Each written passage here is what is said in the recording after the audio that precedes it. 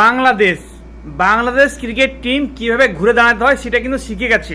পাকিস্তান দ্বিতীয় টেস্ট ম্যাচে 274 রানে অল উইকেট হয়ে যায় এবং সেই 274 রান তাড়া করতে গিয়ে বাংলাদেশের ক্রিকেট টিম বাংলাদেশের ব্যাটারে কিন্তু 26 রানে 6 উইকেট পড়ে যায়।